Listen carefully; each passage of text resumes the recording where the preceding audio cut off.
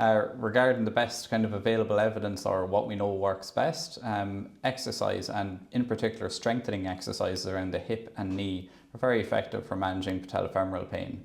So as we all know, adhering to exercise, or being really diligent about our exercise program, can be quite challenging, and it takes a number of months, can take quite some time to see the full effects of exercise as well. So it can be helpful to link in with a professional like a chartered physiotherapist, for example, to help supervise and oversee that exercise.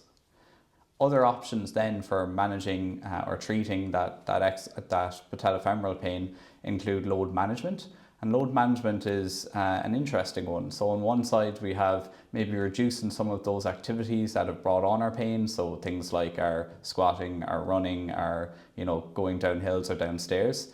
But equally, in terms of load management, we see our body's ability or our capacity to manage load, and that's affected by other things that are non-physical as well. So things like how well you slept last night, maybe how well you've eaten, are you well fueled in terms of your energy levels, your overall general stress. So we all know if we're a little bit more stressed, that pain response can be a little bit higher. So managing our overall general health and well-being can have a huge impact in terms of our patellofemoral pain also.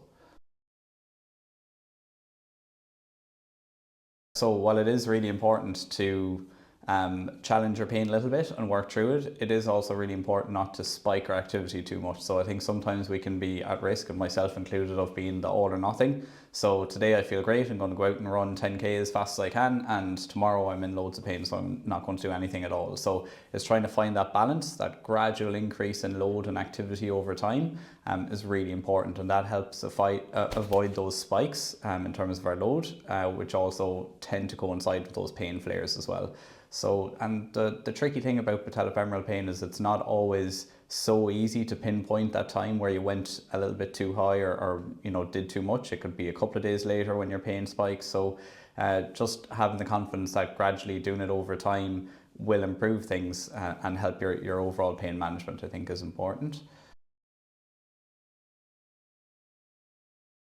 So one thing I found really helpful myself actually was the activity ladder. So I like to do a little bit of running, go to the gym, and I also do some cycling as well. And I actually work up on the second floor here in Limerick, so go up and down stairs quite a lot. And what I noticed was that when I was running, my pain was getting worse.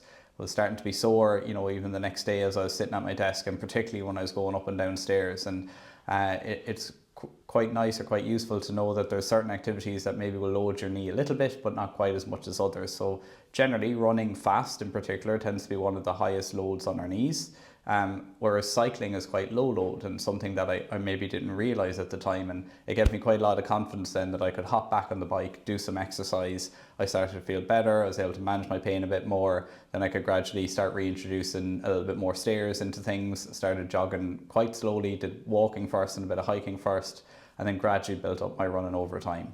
And it was that activity ladder that gave me confidence, that allowed me to build up over time, that really helped and made a difference that time anyway.